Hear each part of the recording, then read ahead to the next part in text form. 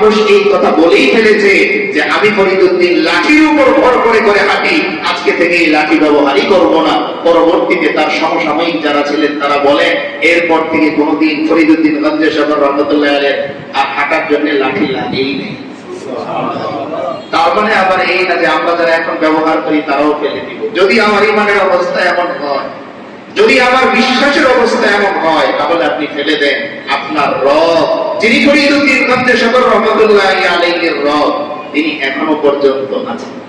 এটাই তো সবচেয়ে বড় তৃপ্তির একজন মুমিনের, যে আমাদের রব একজন, তিনি বদলান না, তিনি পাল্টান না।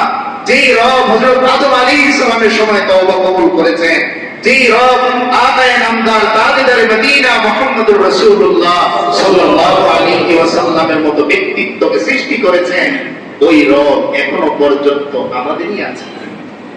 একটু কল্পনা করেন তো, পৃথিবীর সমস্ত জিনিস বদলে যায়, আমরা যা তৈরি করি সব বদলে যায়। বর্তমান সময়ে সবচাইতে দামি যে গাড়িটা 5 বছর পরেই দেখবেন এটা 3rd ক্লাস চলে যাবে, এর চাইতে আরো উত্তম জিনিস পৃথিবীতে চলে আসবে। কিন্তু আল্লাহ তাআলা বলেন আল্লাহু লা ইলাহা ইল্লা হুয়াল হাইয়ুল কাইয়্যুম। আল্লাহ বলেন বান্দা শুকরিয়া করো, আমার মতো একজন ইলাহ তুমি পেয়েছো যিনি চিরঞ্জীব, চিরপ্রতিষ্ঠিত। যেই আল্লাহ আমি ঈসা আলাইহিস সালামের সময় রব হিসেবে ছিলাম, এখনো পর্যন্ত একজন রিকশাওয়ালার জন্য ওই রব আমি আল্লাহ আছি। যে রব আমি ইব্রাহিম আলাইহিস সালামের সময় ছিলাম, ওই রব এখনো পর্যন্ত একজন রাজমিস্ত্রির জন্য আমি আছি।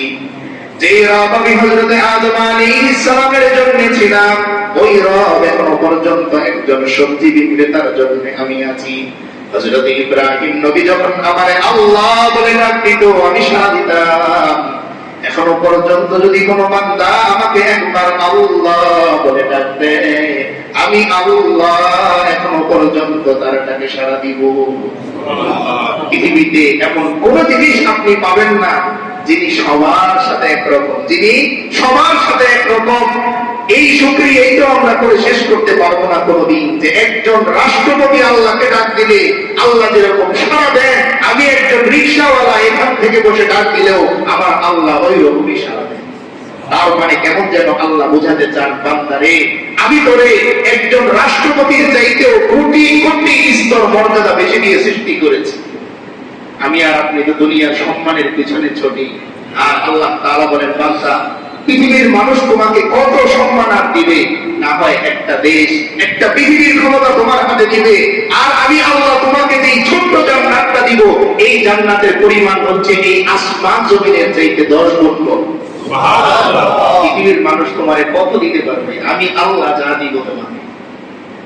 তবে শর্ত হচ্ছে নিয়ামত পাওয়ার পর শুকরিয়া করো। যাই হোক, যে আয়াত আমরা বলেছিলাম ওই দিকে চলে যাব। আয়াতে